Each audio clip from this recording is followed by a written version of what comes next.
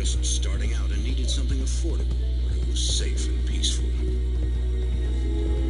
Somewhere they could raise children and not worry about crime. After a year of searching, Andy and Lisa Wyrick found the perfect place. A brick ranch with a spacious yard. The previous owners had walked off and left it. It was abandoned. Here they could raise their daughter, Heidi, with no worries. Or so they thought. We was living where we was at. You like it? The Wyricks never asked why the owners had left abruptly. Are you excited? Finding the house was their good fortune. It was all Andy had hoped for and more. I was happy I wasn't but 21 years old, bought my own house, and thought I was, something.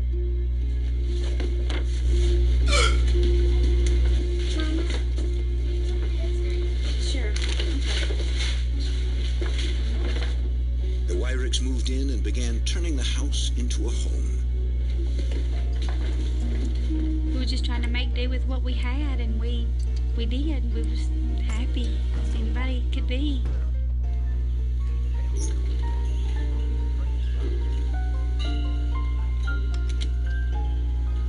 There was only one drawback. There weren't any other children in the neighborhood. But Heidi didn't seem to mind. She loved it. The yard was big, and I didn't ever seem to have to worry about her.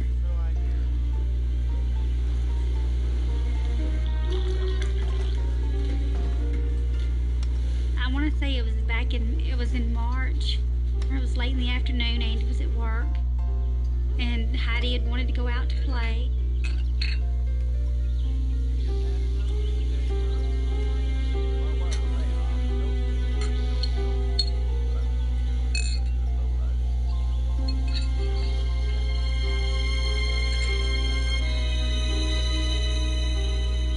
Are you having a tea party? Mind if I join you? My name is Mr. Gordy. What is your name? Heidi? How old are you?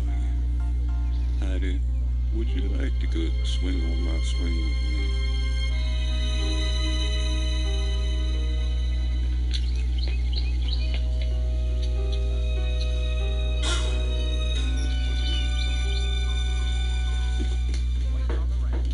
Mama, can I go swing on the swing with the man? What man?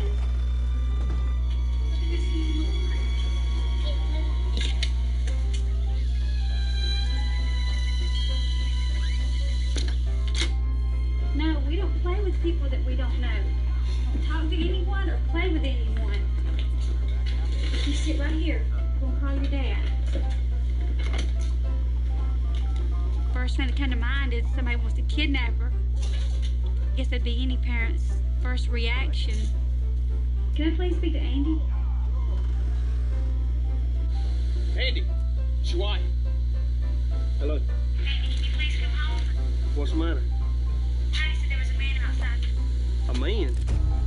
He wants her to come outside and play. You keep her inside and don't let her go out. You keep all the doors locked, and I'll be just as fast as I can get there. Please hurry. We don't play with people that we don't know. We don't talk to anyone or play with anyone ever.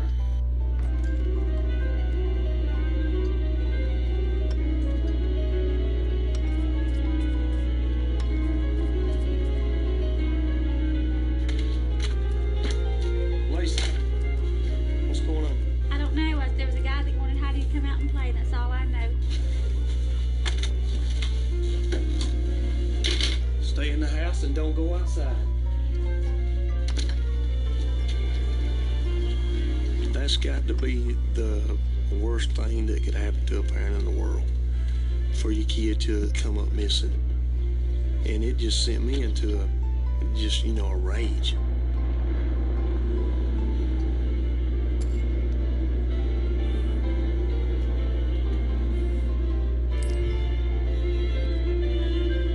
I didn't know if he was trying to lure her off or abduct her, kidnap her, or whatever, because you don't know about people these days. I mean, I'll face to face with anybody. I ain't scared of nobody but God. But I never did find nothing. As the weeks passed, Heidi mentioned the man several more times. Hello, Hyde. His name was Mr. Gordy, she told her parents. He often came by to see her and they played. She described him as having grayish silver hair and wearing a dark suit. The Wyricks asked their neighbors if they knew a man who fit this description. None of them did. Push me higher, Mr. Gordy.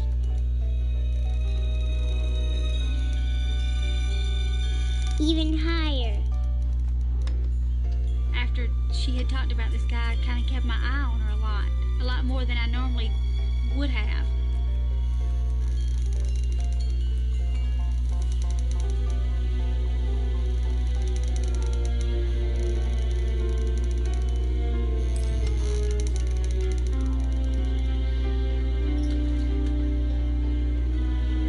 Heidi?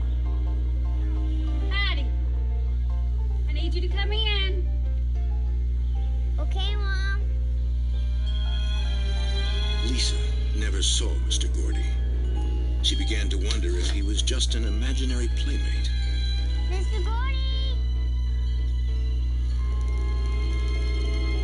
She'd tell me the next morning that Mr. Gordy had came while she was in bed and talked to her. He'd sit on the bed and talk to her. I gotta see Mr. Gordy today, Mama. Mr. Gordy seemed to be everywhere and nowhere. She talked about him constantly.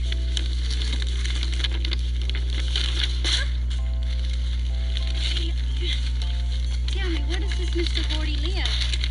He lives up there, Mom. Uh-huh. I thought Mr. Gordy was make-believe. Things when they don't have anyone to play with. So I just thought it was something made up. Heidi, your lunch is ready. Lisa humored her daughter, but it seemed as if Mr. Gordy was becoming a big part of Heidi's life. Mom, can I eat in my room? Baby, why don't you eat in here with me today? No, I'll eat with Mr. Gordy. Okay. Don't forget to play. I mean, I didn't see any harm in having an imaginary friend, especially when she didn't have someone. Okay, here we go. Okay, come on. Got it?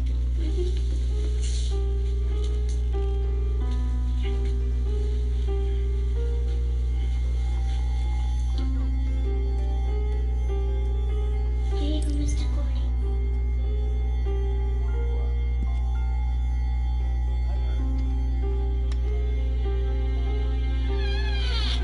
The extra plates of food she brought him always remained untouched. Heidi told her mother they talked about all sorts of things, but nothing in particular. A little. Have you missed me? Lisa grew concerned that Heidi was spending too much time by herself.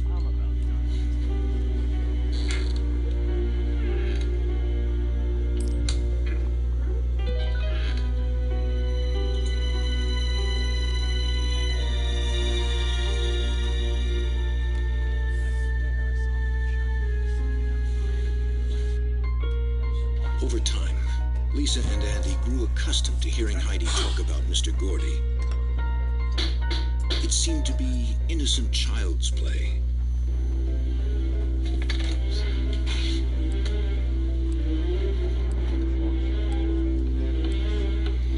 William's cousin.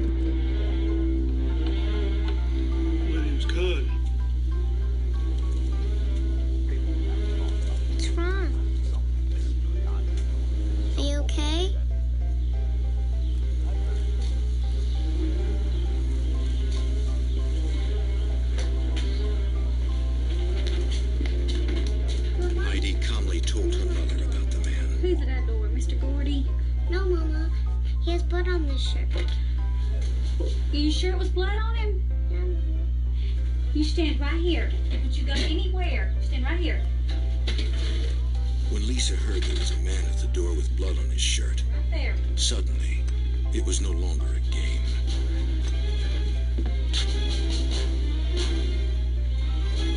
I asked you to stay in the kitchen. You sit right here. Don't get up.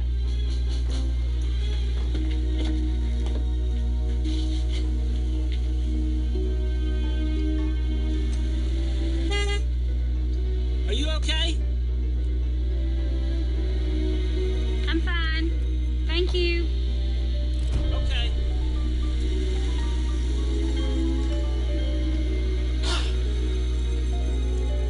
Lisa was now certain this was another one of Heidi's made-up stories.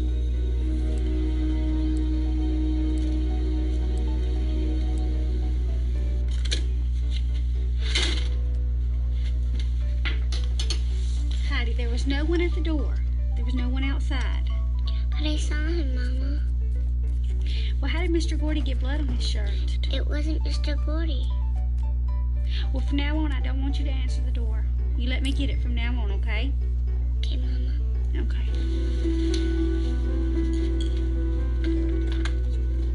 As the line between the imaginary and the real blurred, mother and daughter grew more isolated from each other.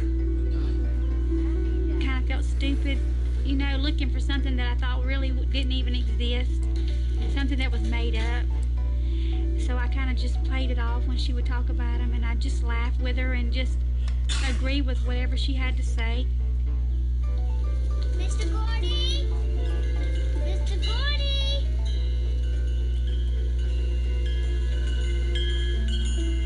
Months went by, and Heidi's bond with Mr. Gordy grew stronger. Lisa and Andy believed Mr. Gordy and Con were the same man. Someone she had created in her mind. I like you very much, Heidi. I like him too, Mr. Gordy. She talked about Mr. Gordy, I would say almost every day. Everything was Mr. Gordy this, Mr. Gordy that. I played with Mr. Gordy today.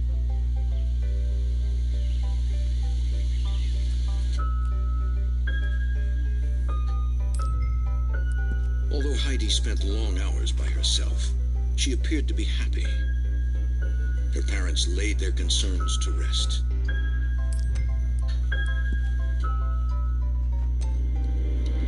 But then, another entity made its presence known.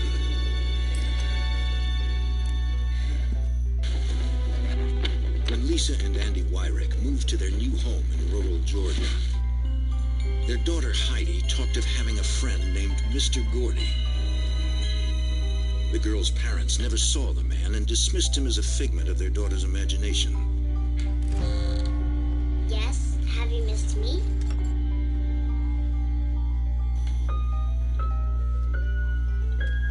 But the family soon learned there were others in the house.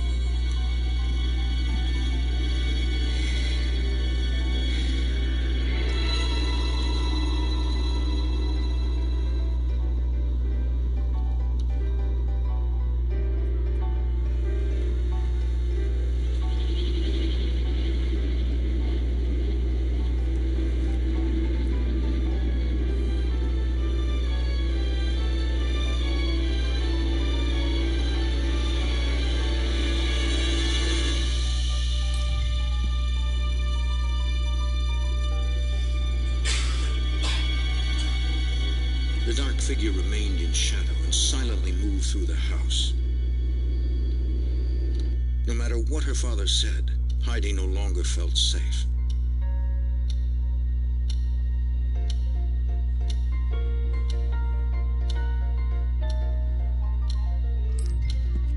It really scared her then. I mean, she slept with us for probably 2 weeks after that, And then she slept with a light on for a long time. Lisa was worried about her daughter and turned to her family for support. She was particularly close to her sister, Joyce Cathy. Lisa had called me and said that her next door neighbor was selling the property. She said it'd be great, you know, if you could move up and live next door.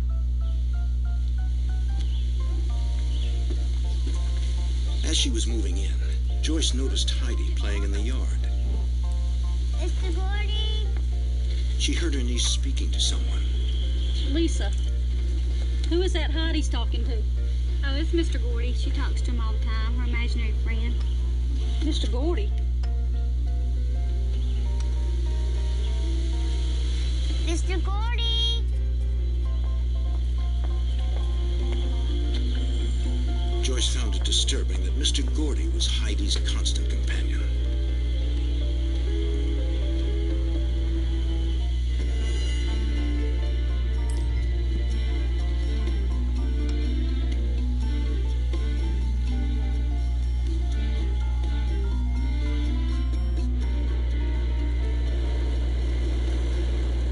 Andy hoped to draw Heidi's attention away from Mr. Gordy.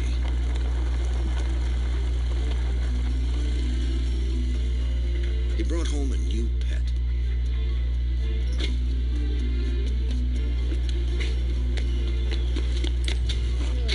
Yeah. See what I got you? It's your new dog. Named Sheba. You like it? You got somebody to play with now. You like that? Hmm?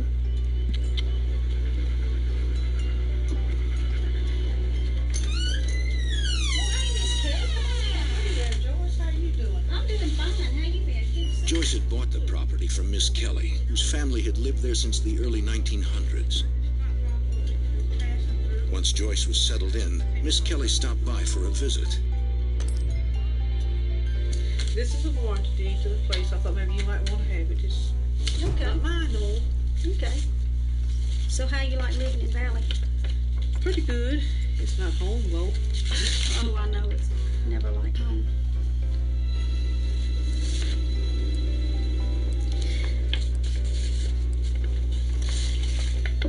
Miss Kelly, who is this here James Gordy? James Gordy, he was a lifetime friend of the family. So he wasn't a relative? No, he took care of my mother's business. He signed all her legal papers and everything for her. Where does he live now? He used to live in this two-story house up here right as you go to the way home. Right up on the main road? Uh-huh. And then in 1974, they moved to Columbus. Well, where's he living now? He's Do you know? dead. He died in 1974. He's dead? The name just looked a little familiar to me. I thought it might be somebody I knew. I had this great big knot in my throat because that was the first time that we had seen the name. I mean, I immediately thought, I wonder if this is the same Mr. Gordy that Heidi's been talking about.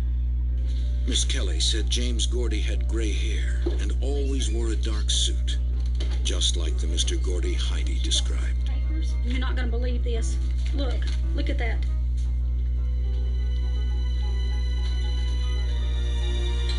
Gordy. Could that be Heidi's Mr. Gordy? I don't know. It could be. I asked her if she knew him, and she said she did, and that he was a friend of the family. And he was the executor of her mother's will.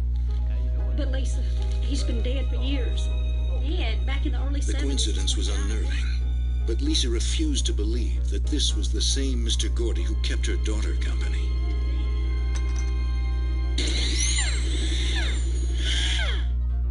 Lisa needed answers.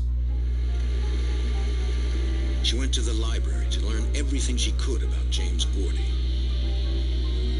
Looked it up on microfiche to see when he had died, and saw where he was buried. Then looked up the deeds to the property, and there was his name, and his name was on several things. He was the caretaker of the people that had lived there. That's it. James is. Lisa had to prove to Heidi that Mr. Gordy could not possibly be visiting her. It's kind of hard to describe the Mr. Gordy has passed away. He's not a real person. And she said, well, Mama, he's real to me. He looks.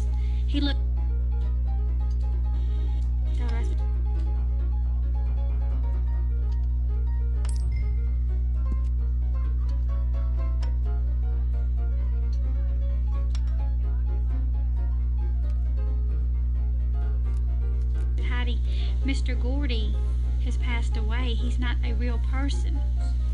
And she said, well, Mama, he's real to me. He looks as real as you are. Heidi had asked, could we visit his grave?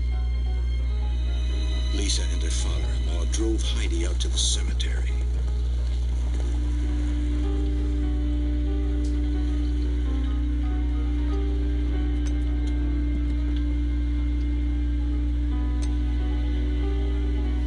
Wait a minute, Heidi. Heidi, wait. She ran as if she knew exactly where she was going. It was the final resting place of James Gordy. Mama, look, Mr. Gordy.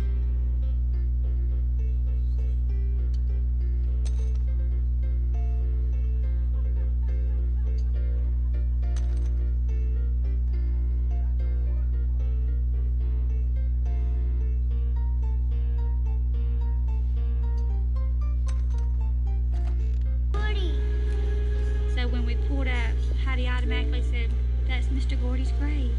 And she went right to it. Out of, I don't even know how many, hundreds of them, she went right to it. She knew right where he was buried. The incident posed a disturbing question. How could Heidi have known which grave was his when she couldn't even read his name? Grandfather, can you read that to me? It says James S. Gordy. He was born in 1888. He died in 1974. He's been dead for a long time now. Lisa found it hard to accept that her daughter's playmate was dead. But now there seemed to be proof.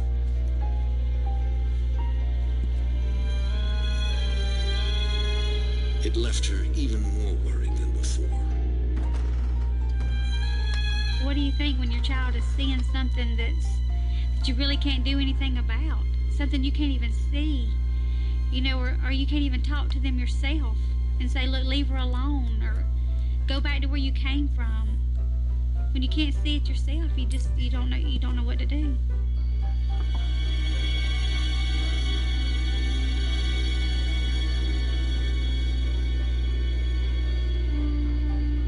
In times of crisis, Lisa relied on her close-knit family.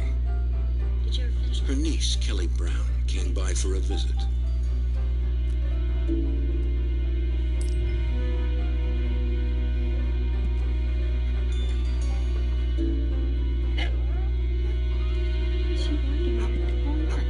Sheba.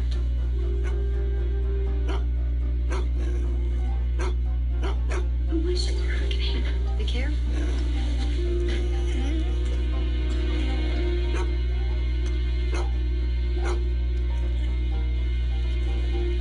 There's nothing there. The dog just started just barking and just going crazy and just snarling, and his hair was standing up, and he was looking into the kitchen. I mean, growling, showing all teeth, but we didn't see anything. There was nothing there. It was like it could see something, but we couldn't see anything. That was very scary. It was, and the dog was like beside itself. I don't want you to be scared. Soon after, the dog ran off and didn't return. The Wyricks struggled to accept their daughter's friendship with a man who had died 10 years before she was born. Heidi claimed Mr. Gordy was real and that he came to see her every day. Now, there was another more fearful presence in their lives.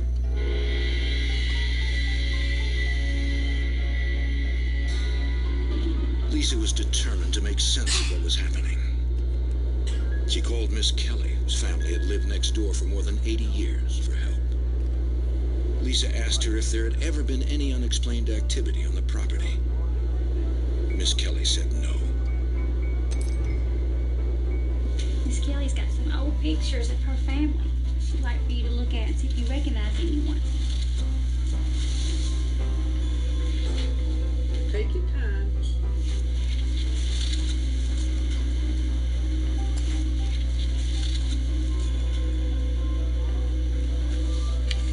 Heidi went through them all.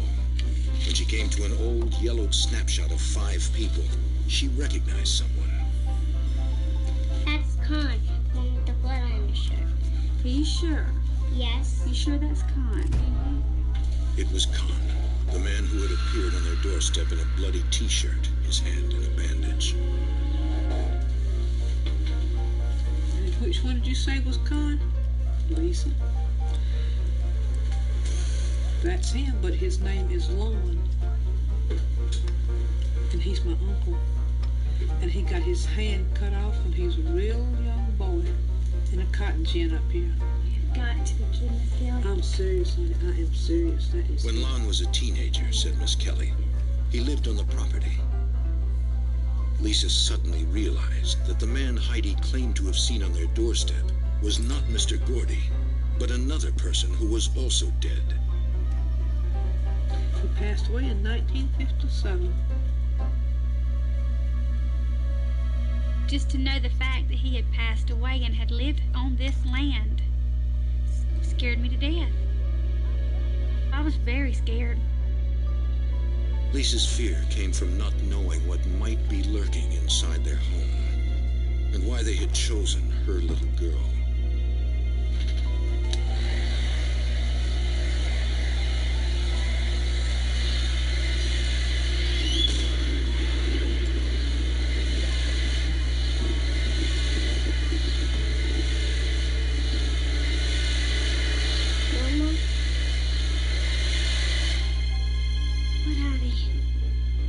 Sure you won't be scared if I tell you this?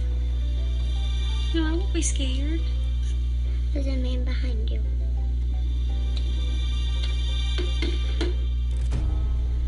Are you sure? Is he still there? Andy! What? Heidi said there was a man standing behind you. It was unnerving. The family didn't even feel comfortable in their own home. I knew something was going on.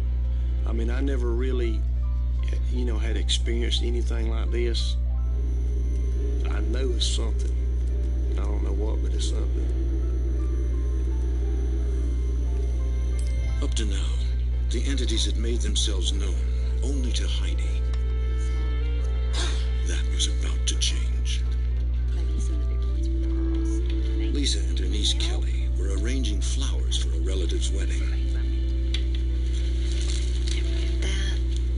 Look for some of like maybe the smaller ones.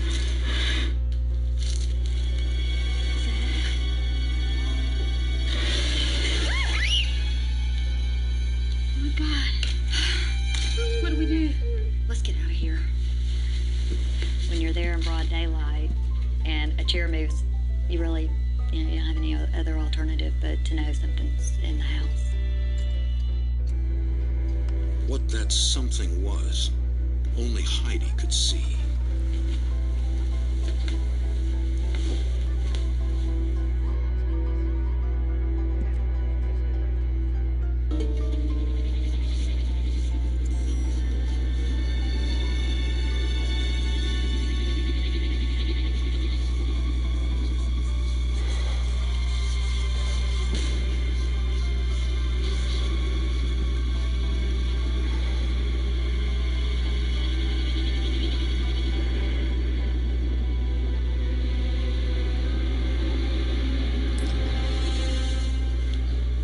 She had seen the dark figure several times before, but this was the first time she felt physically threatened by him. Seeing an apparition, is one thing, but, I always heard that, they could never harm you. Come today. I got you some chips. Yes. When they did decent. They get heavy. Heidi was again having trouble sleeping. She told her parents she wanted to leave the house. Andy tried to assure his daughter there was nothing to be afraid of. While they put up a brave front, Lisa and Andy were beginning to have their doubts. At this point, I was undecided. I talked to my husband about it. Should we move? Because I knew then that the house was haunted. He said, well, let's just wait a while, see if it gets any better. Of course, it didn't.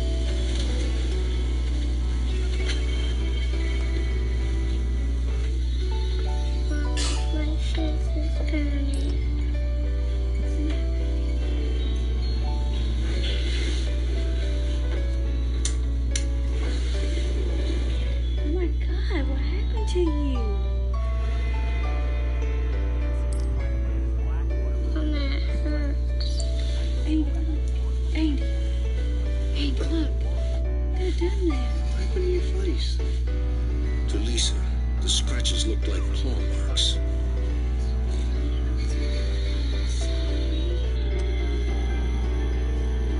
Lisa and Andy interpreted the marks as a warning.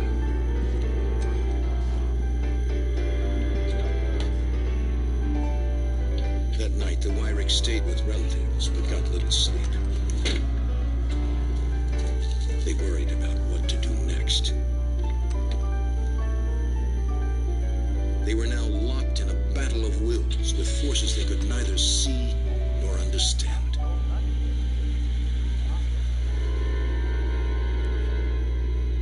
But they refused to give in to their fears and returned the next day. It's really caused a lot of strife in the family because, you know, they don't really know where to turn. They really would like to sell the place, but financially it just hadn't been feasible for them. The night after they discovered the scratch marks on Heidi's face, Andy awoke.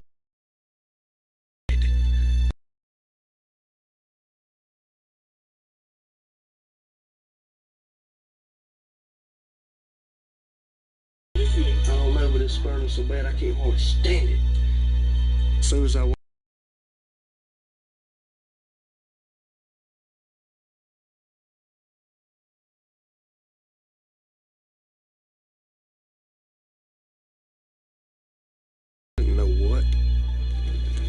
trees around the property, vultures gathered, watching and waiting. The Wyricks felt things were going to get worse. The very next night, Andy awoke with more claw marks. He had them down his back, his legs. These were deep, long gashes. It went on for several nights. He said, if it happens again, he said, we're moving. We're going to leave everything in the house and they can have it all. We'll just move away and leave it all. We got to do something. We can't keep letting it go on like this. If we can't get something done, we're gonna have to move. We got to do something. I know. Before giving up their home, Lisa decided to make one last attempt to stay. The local librarian had given her the names of scientists who study paranormal activity. One person on her list was Dr. William Roll, an Oxford-educated psychologist. Dr. Roll uses science to explain the phenomena associated with hauntings. William Roll speaking. This is Lisa Wyrick. When Lisa called me, she definitely was upset. It was an unusual case in my experience because Heidi describes somebody she had never met. But then Heidi began having some frightening experiences, followed by these scratches on her and her father. And that's very rare in the type of investigation I do. Dr. Roll agreed to meet the family and investigate. But it was one thing to study the apparitions, and quite another to make them go away. The Wyricks feared that little Heidi's visions were not just her imagination. When both the girl and her father woke up with claw marks, the family decided to seek professional help. Dr. William Roll, a noted psychologist who studies the paranormal, agreed to investigate. It always starts with interviews with family members to find out what actually happens, and to separate out things that might be due to imagination. Heidi, this is Dr. Roll. Hi, hello, Heidi. Hello. Can you stop playing just for a few minutes and talk to Dr. Roll? He's got some questions he wants to ask you. Is that okay? Dr. Roll asked Heidi about the apparitions, testing the consistency of her recall. Good. All right. Children her age tend to have an active imagination. So, Heidi, you had some... He wanted to determine how much of the phenomena was grounded in reality. When I spoke to Heidi, or when I spoke to the whole family, they seemed eminently sane. You know, I didn't find any sign of mental illness that I could detect. Now, Heidi herself was no doubt that she was dealing with real people. They appeared solid to her. They felt solid. They would hold her hand, and they looked solid. So she didn't have any concept of ghosts or anything at that time. I was pretty certain that this was not a made-up story. These were not made-up incidents. These were real. Dr. Roll believed that Heidi may have been experiencing place memories, the theory in parapsychology used to explain apparitional phenomena. That Heidi responded to past images of Mr. Gordy. It may seem really strange and surprising that that's possible, but in fact the world we live in is governed by light and energy. A place memory is similar to a recording of a person's energy that has been retained in the environment long after the person has died. What happened when you... Dr. Roll was fascinated with Heidi's apparent sensitivity to place memories. So she picked up those traces and in her mind constructed this person of Mr. Gordy. So that's what makes this case to me so unique, that this child had that capacity. Were you scared when you were with Mr. Gordy? Okay. But scientists have yet to understand how these energy recordings are stored in the environment, or why so few individuals can perceive them. Dr. Roll decided to perform a test. Look at. He located an old photograph of James Gordy. Mixing it in with 10 other photographs of men approximately the same age, he showed them to Heidi.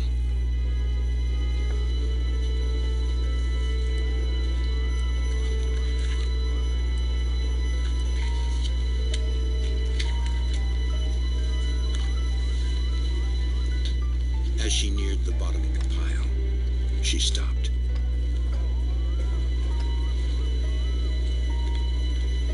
That's Mr. Gordy. She had, without hesitation, correctly identified James Gordy as her friend, a man whose picture she had never seen before. Dr. Roll was amazed. At that point, I really didn't know what to think. She was special to me. She was my only child. You know, I knew then she did have a special gift. How did you recognize the picture of Mr. Gordy? How did you know this was Mr. Gordy? Because he's my friend. It teaches us something about the human mind. I mean, we may all have that ability, and some people have it in a more pronounced way. And Heidi is one of these individuals who has this ability to an extraordinary degree. Dr. Roll believed that place memories of Lon Batchelor, the bloody man Heidi had seen on her doorstep, still lingered in the area. Like James Gordy, He had once lived near the Wyrick home. Convinced that he was dealing with a natural phenomenon, Dr. Roll began searching for an environmental source that may be triggering Heidi's experiences. One source could be fluctuations in magnetic fields that occur naturally when rocks shift beneath the Earth's surface. These fluctuations are known to affect the right temporal lobe of the brain and cause hallucinations. Studies have shown that a person's perceptions can also be influenced by ions or electrically charged particles in the air. Dr. Roll brought in a team and an array of equipment to measure such factors. Heidi had experienced dramatic drops in temperature every time the dark figure appeared. Using a sensitive thermometer, Dr. Roll charted the temperature in each area of the house. The experience at a haunt site typically include drops in temperature, sometimes increases in temperature. But the house was a constant 18 degrees Celsius. And when Dr. Roll tested for ions in the air, his equipment pegged the scale. We found a source of strong positive ions close to Heidi's room. Scientists have discovered that positive ions have a negative effect on a person's mood and perceptions, and may be affecting Heidi. By the wall, 1 milligauss. To measure differences in the magnetic field, they used an electromagnetometer. Power lines, electrical wiring, and household appliances are known to cause magnetic fluctuations. For a person as sensitive as Heidi, these too might result in hallucinations. Nothing unusual at all about the electromagnetic readings in the room. The magnetic fields appeared normal. But a one-time measurement was not sufficient. To have a significant effect on brain activity, the magnetic field would have to fluctuate over time. To determine if this was occurring, Dr. Roll wired the house with sensors. During the night, a computer would record the readings. What he would discover, he hoped, would finally end the haunting. The apparitions, once seen only by Heidi, were making themselves known to other members of the Wyrick family. A team of scientists, led by Dr. William Roll, was called in to unravel the mysterious occurrences. During the night, a computer recorded electromagnetic activity that might explain the haunting. The next morning, Dr. Roll examined the data.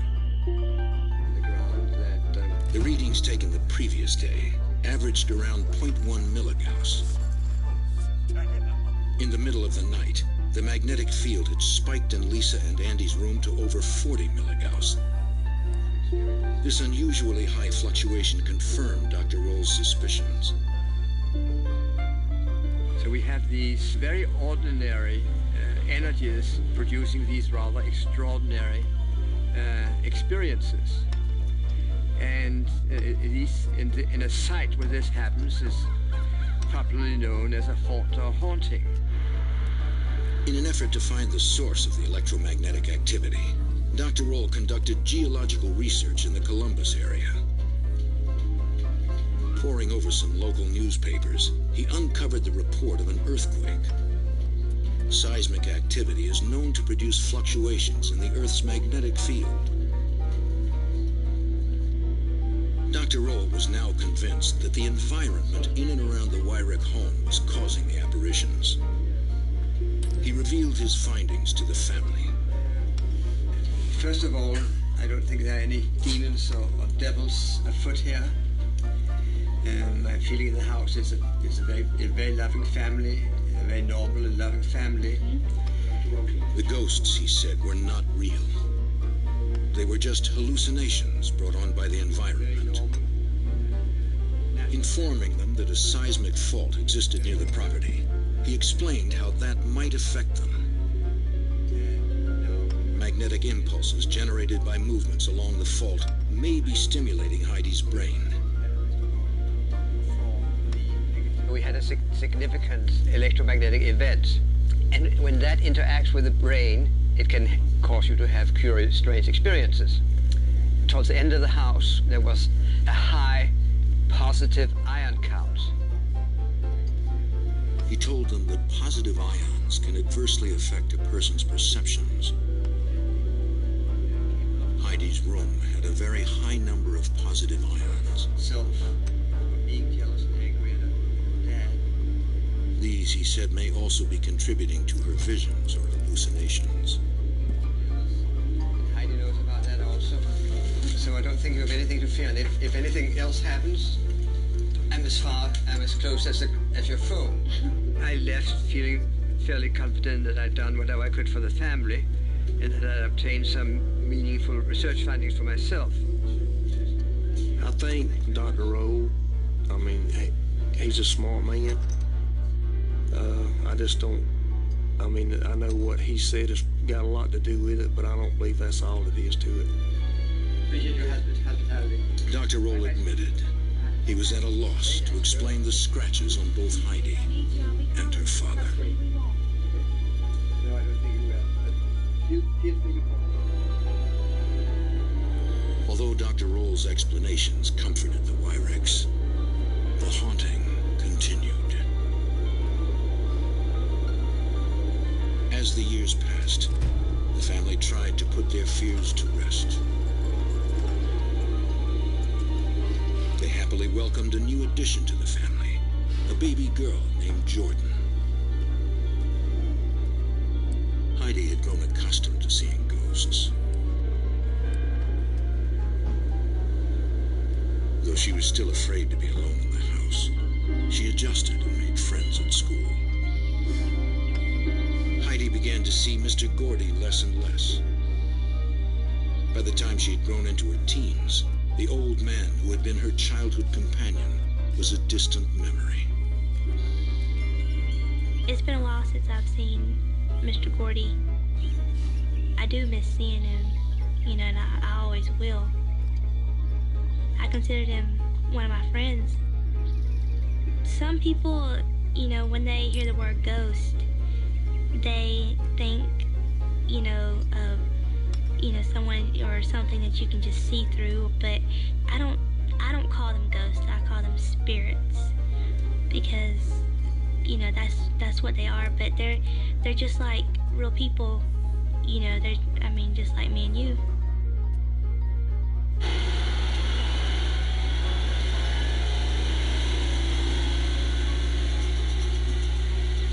Although Mr. Gordy had faded from Heidi's life, a more sinister presence continued to assert itself.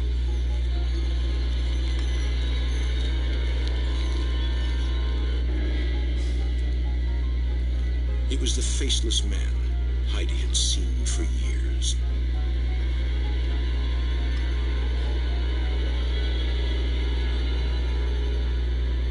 The dark figure even appeared on the porch of her aunt's house next door. He just walked right into the wall and just walked right through it, and so then I knew it wasn't a man. I didn't see his face. I didn't even see, you know, anything but except a dark, like a black figure of a man. I didn't see, you know, his clothes. I mean, it was just black, but it was the figure of a man, and I just remember being, you know, really scared. What are you listen to on here? What is it? Heidi confided her fears to her best friend, Montine Bryant. Over the years, Montine had also witnessed unusual activity at the Wyrick house. What was that? Nobody's here, is it? Mama, he's gone.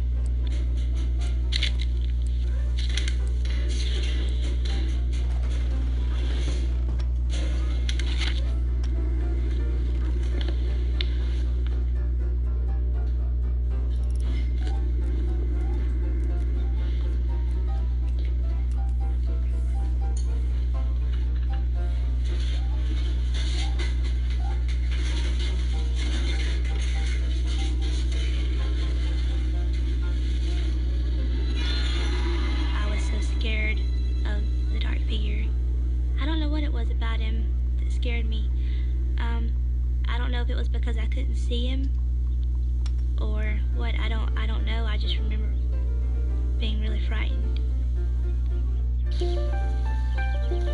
The local media heard about the house and the girl who saw ghosts. One newspaper reporter who was intrigued by the paranormal called the Wyrick's to schedule an interview. As he approached the house, he sensed a presence. There was something at the window, something evil. The reporter refused to come nearer. Soon the entire community would know that the Wyrick house was haunted. Heidi's had a real hard time with it. When everybody first got wind of it, that she was seeing these spirits. Everybody made fun of her. They're never gonna let her live it down. Heidi had to contend with the terrifying apparitions and with the stigma of being different. Boo! Boo! Why don't you shut up? Nobody seemed to understand what she was going through.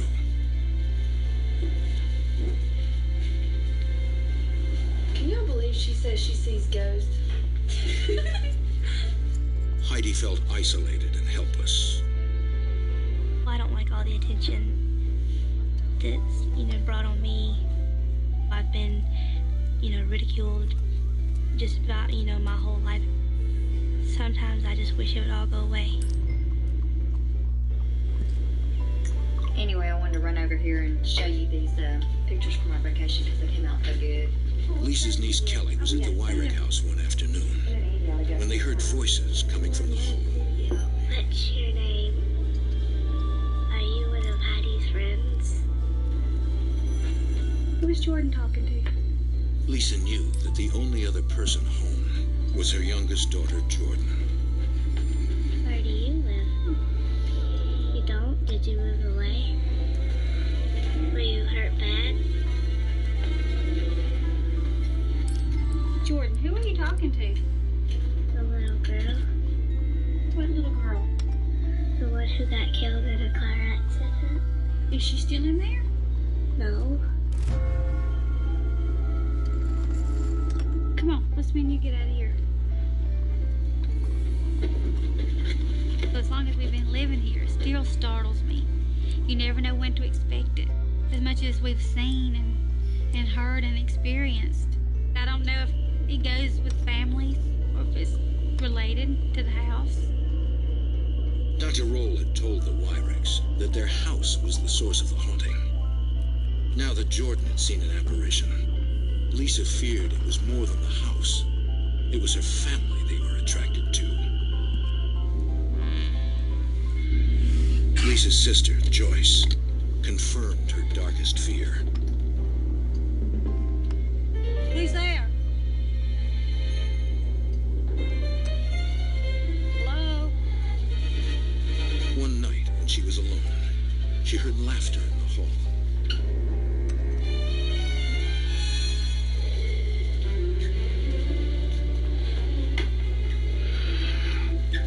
It sounded like a little girl laughing, and she laughed.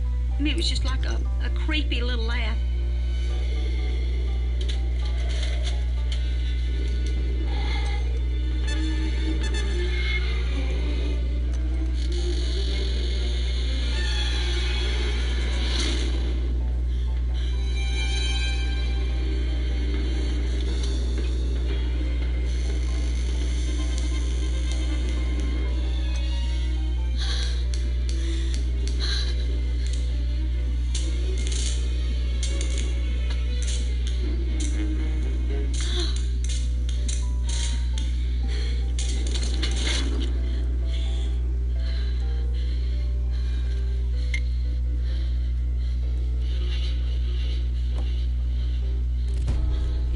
This is not funny anymore. This is not childish play. Something's going on. When you see it firsthand, that's really what scares you. And that's really when you say, there really are ghosts.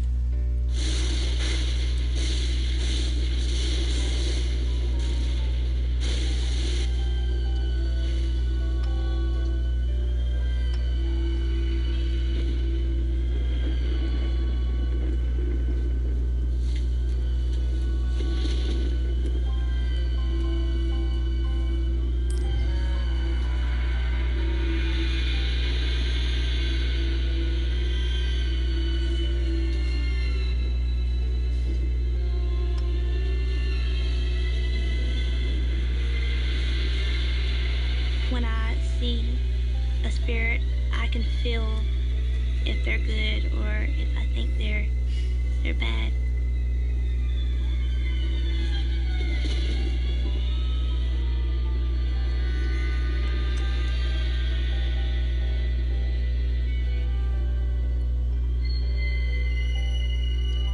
Like the little girl, I didn't really even think anything of it. You know, it didn't bother me the least bit, so I don't think of her as a bad spirit.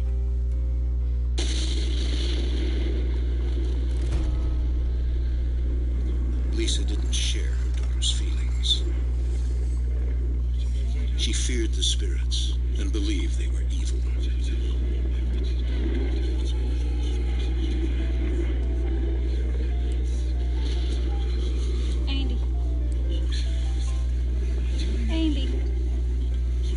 Andy.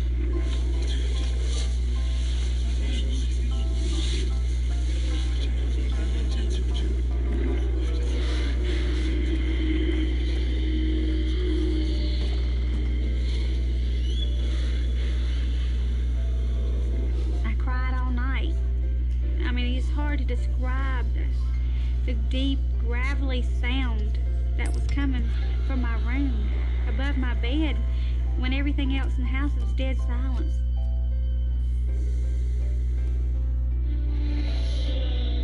For over 10 years, the Wyrick's had experienced encounters with the dead. Starting with the benevolent Mr. Gordy, the entities grew more terrifying as time passed. Now, Lisa Wyrick believed the spirits in the house were evil.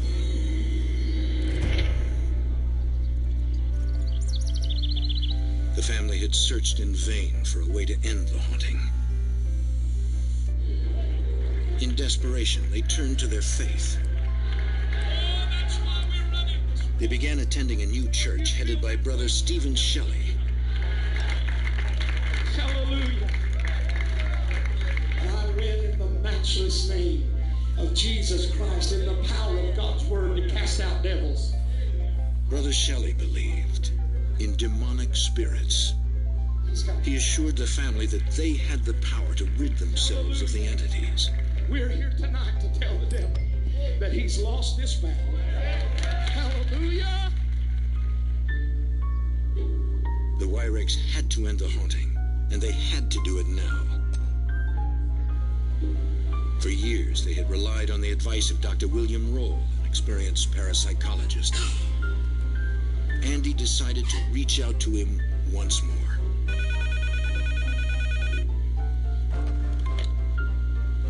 William Roll speaking. Andy told him about Jordan's conversation with the Phantom Girl and the voices Lisa had heard. Still, she is in bad shape. Dr. Roll understood the family's growing fear. It's just got out of control, and we don't know what else to do. People very often don't like to talk about haunt phenomena because they think that they're harboring demons. There was this worry about another world that intruded on their lives and that might be dangerous and demonic. From my point of view, we're dealing with natural occurrences, very often unusual or strange or unexplained natural occurrences, but they are still natural as far as I'm concerned. Dr. Roll agreed to return. He was particularly curious now that Heidi's little sister Jordan had also seen an apparition, and that Lisa had heard voices coming from above her bed.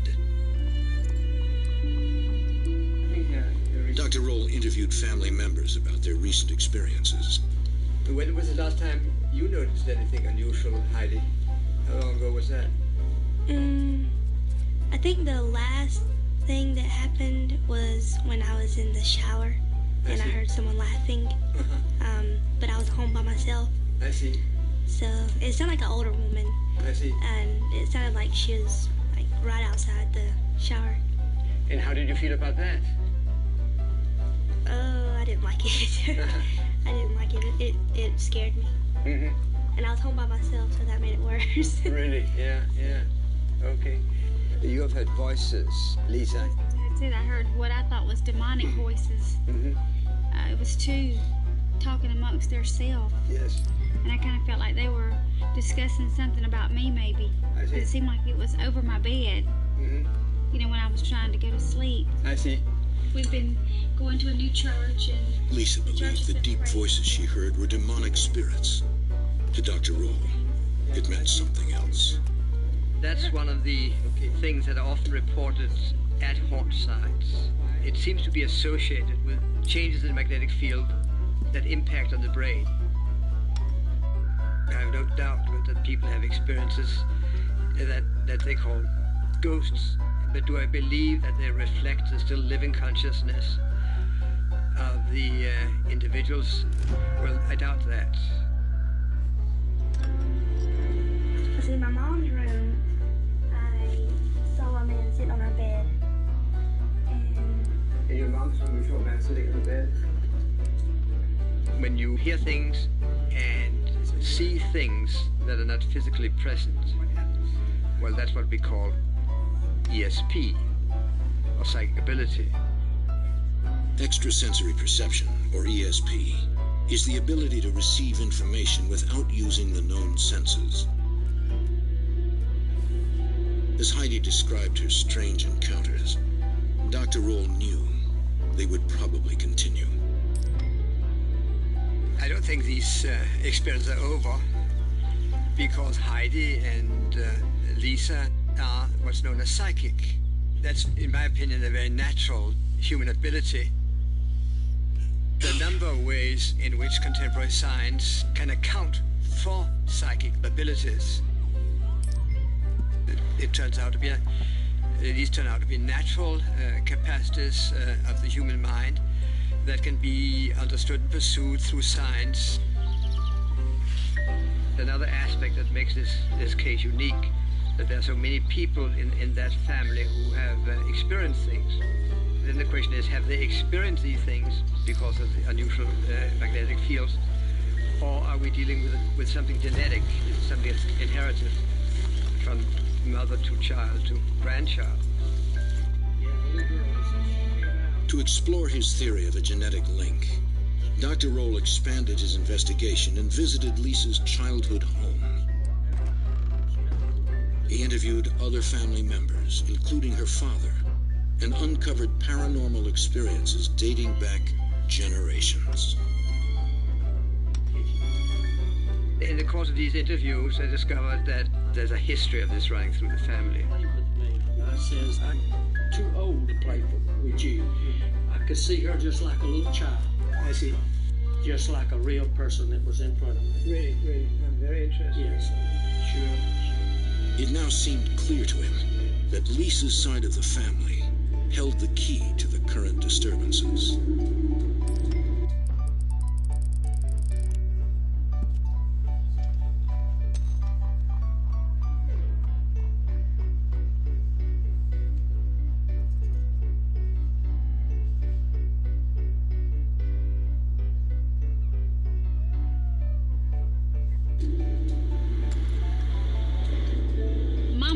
Raised in a place in Georgia called Haunted Holler, which the correct pronunciation would be Haunted Hollow.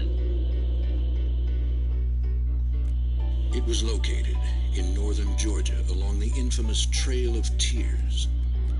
Brutal conflicts between American settlers and the Cherokees erupted in the early 1800s. The United States government forced thousands of